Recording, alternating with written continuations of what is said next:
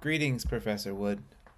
For this critical analysis, I went to LACMA Museum in Los Angeles to find two images that we'll talk about today. Let's start with George Schrimpf, who lived from 1889 to 1938.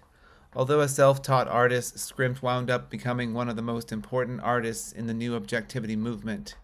As a young man, he apprenticed to a baker at the urging of his father in Passau, Germany. However, after learning the trade, he wandered for many years through Germany, Belgium, and France, making a living as a waiter, a baker, and sometimes even shoveling coal. After some more time in Switzerland and northern Italy, he moved to Berlin in 1915, and there he began to paint intensively, capturing the attention of art collector and curator Herwarth Walden, who exhibited the first Schrimpf's oil paintings. He married artist Maria Uden in 1917, and they moved to Munich together. However, in 1918, his wife died in childbirth with Schrimpf's son Marcus. Schrimpf became a member of the November Group and exhibited work with them for the next decade.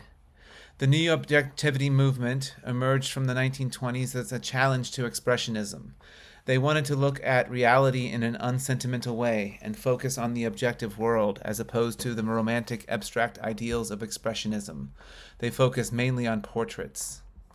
Here we see an oil on canvas portrait of his own child titled Child Portrait, Peter in Sicily, painted in 1925.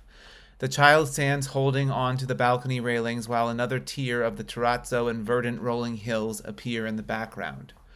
Note the generous use of saturated color, the vibrant yellows in the child's hair and the floor of the balcony, the calm blue of his romper in the child's eyes, and the more muted but still saturated bucolic background of the Sicilian countryside. Light spills onto the foreground of the painting and is also generously present in the background horizon. Yet for all of its rich brightness employed in the technique of this painting, there remains a sinister quality to the work. The child's face is rendered almost adult, devoid of innocence. The child's face seemed to convey a foreboding worry or reserved alienation, moods we expect to see on the faces of adults rather than children. To add to this unsettling quality, the child's outsized proportion to his surroundings adds to the surreal, disconcerting quality of the work.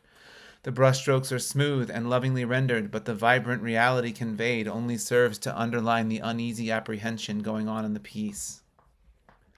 From 1926 to 1933, Schrimpf taught at the Munich School of Applied Arts.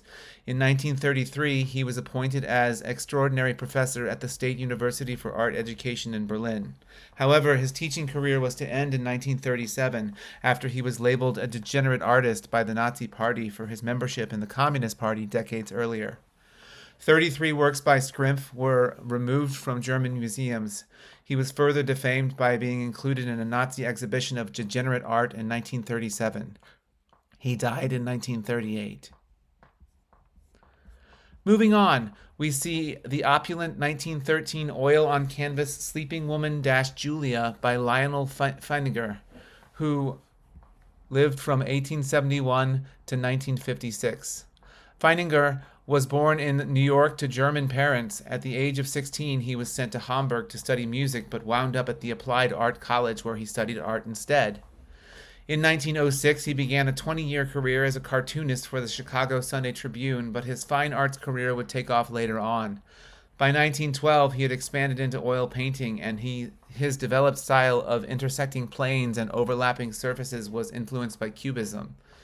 In 1917, he had his first solo exhibition at the Der Sturm Gallery in Berlin, and by 1918, he was teaching at the newly founded Bauhaus School in Weimar. In 1924, Feininger founded the Blue Four with his friends Kandinsky, Paul Klee, and Alexei Jawlensky, and together they exhibited numerous times in New York and Germany. Here we see a loving and intimate portrayal of the artist's wife Julia. The artist has selected an open palette of saturated colors, and the folds of the woman's clothing and her facial features almost resemble a mountainous landscape. The LACMA curator's notes indicate that the similarity to a landscape is indicative of Feininger's response to Cubism, wherein he equates living form with the crystalline shapes that were so much a part of the heritage of the literary and artistic era of German Romanticism of the early 19th century. Indeed, Feininger lights up the figure from the center and upper right side of the canvas in a dazzling prismatic effect that conveys a sense of awe, wonder, and majesty. This is contrasted with the use of black and dark colors on the left and bottom sides of the canvas, which is a possible allusion to the dreaming sleep which has overtaken the figure. Adding to the prismatic effect, the figure itself is broken up into a system of scores of triangles, which come together to form the sleeping woman. Of the 21 paintings Feininger completed in 1913, only 2 of them concern themselves with the human figure.